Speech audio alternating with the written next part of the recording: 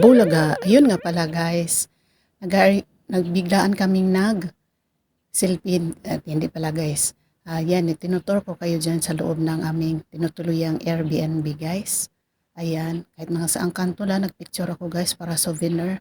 Ayan pala yung anak ko, nagwo-work. Tapos yan naman yung mesa. So bago ang lahat guys, dyan muna kami sa labas, sinintay namin yung anak ko. So yan, video-video ako habang nag-iintay kami sa anak ko kasi sila yung nakapag-book guys, sila yung nag-book sa ano na yan, unit na yan. So hindi namin alam. So intay-intay kami dyan sa labas guys. Habang tinitingala ko yung mga building dyan sa taas, sa tapat kasi magkatapat, magkabilaan yan guys. Dito yan sa may Ortigas, sa may Deca Home. Ayan, so alam naman siguro ninyo guys kung kung malapit kayo, napadaanan ninyo yung Ortigas. Ayan, so ayan yung kahabaan ng kanilang area dyan sa may Deca Homes. Ayan, mga condominium yan sila guys. Tapos yung iba pina-Airbnb nila. So wala pa siguro nakabili. Sayang naman mabakante, di ba? So pina-Airbnb nila. Ayun. So ayan yung anak ko guys. Kinukontak na yung anak kong babae kasi nga sila naandyan na, nauna sila dyan.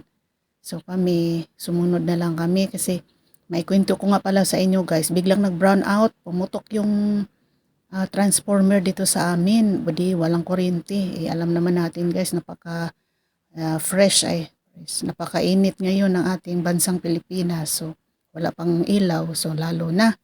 So bigla kaming napasugod diyan. Stay lang kami ng mga overnight tapos abangan namin kinabukasan kung anong oras babalik yung ilaw. So yan guys, nakita na rin namin yung anak namin. Papunta na kami doon sa unit namin, lakad-lakad, sige. Tapos lalakarin namin yung unit, hinahanap namin. So yun yung pinaka area nila dyan. Yung parang mix na rin, nalilito ako sa condominium na to guys. Wala silang proper na lounge area or waiting area. Parang dyan ka lang dadaan din guys, papuntang elevator. Ayan, kasama na kayo, halo-halo na kayo ng yung mga garahe dyan. Ayan, mga nakapark dyan. Yan yung pinaka-hallway nila guys. So, wala naman pakialamanan, diba? Yun yung style nila eh. Ngayon, yun lang naman opinion ko guys. Nagtaka ako kasi hinahanap ko yung hallway nila kasi nga condominium ito. Nandiyan kami sa ilalim parang pakiramdam mo parang medyo na-suffocate ako guys. Suffocate talaga. Kasi nga garahe siya tapos yun na pala yun, daanan na pala yun papuntang elevator. Ayan, so ayan siya guys. Nakarating na kami sa elevator. Ayan, sa wakas. Tapos, ayan na, siyempre dot-dot sa kung saan kaming unit. Tapos, yan, kunting saglit lang. Hintay-hintay, video-video. Tapos, ayan, busy sila sa kung ano-ano man pinagkabisihan nila habang nakatunga, nakatayo. Ako naman, siyempre video-video para sa content. So, ayan na kami guys, napasok na kami dyan sa amin, tinutuluyan. So, sa hallway na yan, dyan sa na yan, 10th floor, sa may 10th floor kami guys.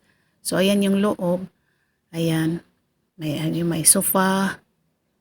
Tapos, may lamesa.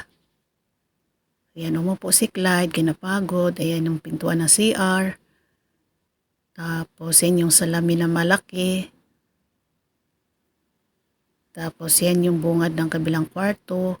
Tapos, binalikan ko pa guys. Inikot ko pa yung kanilang kusina.